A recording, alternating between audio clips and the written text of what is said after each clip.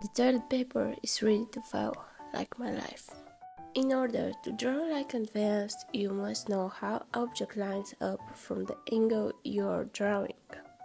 I challenge you to practice by placing several objects at a distance from each other, but indeed, make some overlap, take a peek afterwards, and try to place your object at the same distance. Don't start directly with the drawing. Mark the places where the objects are located and try more or less to estimate the distance using liners. Drawing programs have ready-made lines that are used for backgrounds, but I personally find it easier to mark myself thus. Drawing perspective, near objects are larger than those behind. This exercise will help you make sense of how the space works because you can see the arrangement live for yourself. I know it's good to draw things that make you happy, so you can draw your favorite thing, like me and the toilet paper. It's actually good to go out of your comfort zone, so you will learn to draw things not just the way you can, but the way you want to. Don't worry if it doesn't work on the first time. From that end, you will manage. You will think that it's too much. I needed 100 and still don't succeed. But I'm not careful, so look carefully at the layout of your drawing before you start. In drawing, the hands are not mainly involved, the eyes are also involved. It's extremely important to know the different axes in which you can place your drawing, so that's it in perspective and correct. Obviously, when I start to draw glasses, I imagine them in a plane with straight lines that are typical of the shape, but sometimes it's good to use the reference for exactly that, because they show us different angles where some lines form a dead spot. So we will learn to draw the objects like the pro.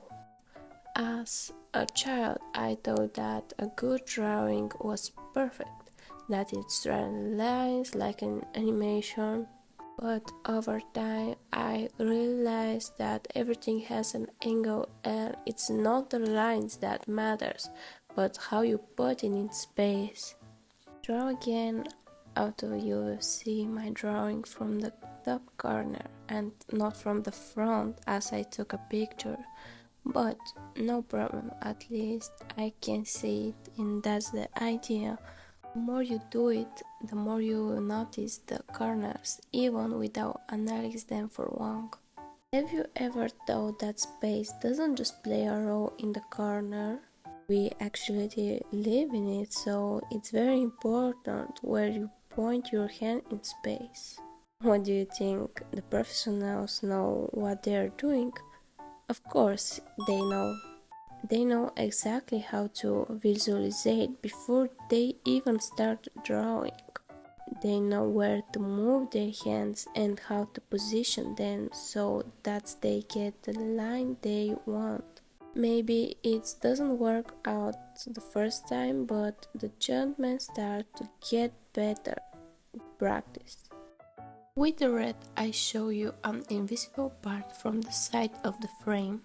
It lies just below the object because it's part of it, just in the lower plane. It's good to negotiate such details in your drawing to have more and more spatial vision. Okay, here I am designing the objects in parallel.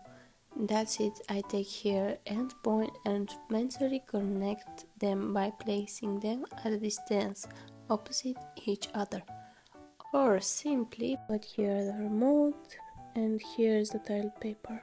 If you use program, the free transform option from the Lasso will be really useful. With it, you can distort the object as you want. Okay, I'm reducing the size of the back objects and increasing the front ones to create depth. Then I draw the objects with the size of the squares. As I said at the beginning, my drawing is not one-to-one, nor my zoom is, but you can put endpoints, that is, where the front part ending, and mark with small lines. If you want your drawing to be one-to-one, keep in mind the size of your canvas too. I analyze the connection between objects, or rather what angle are formed between them. Also analyze the surface on which the object lies and what it stands for. To fix what I don't like, it's also quite important to fix your mistakes so you know what not to do. I use lasso tool again. Although the angle from which I draw didn't turn out the same, I tried to recreate dead lines. A dead line is when part of the line breaks directly, as if it's broken, and as this is her shape.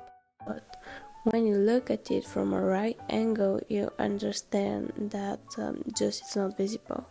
Then I add the shadow. Thanks to it, the object stands out in space. I use soft airbrush. Keep in mind the inside of the objects decorated. Take a good look at the covers and what shapes they have. In my case, I make the powered edge of the lid using a lighter cover which make it stand out. For the remote, again I make dead lines by shortening the distance between them and adding shadow. Also adding glare because the remote is not resting on the board. Finally, compare your drawing with reality. Judge the distance and observe a bit until your eyes memorize the location in reality and from the angle. And my favorite object, the toilet paper. She's on the edge. Nowadays it's quite easy to have many references to use, and by doing so you enjoy your brain cells to analyze what you're drawing, so you will understand. Okay, here I'm trying to approximate the corner and to make it more in right. Oh, I forgot the needle. Final look. Okay, here's the final result. Don't forget to subscribe.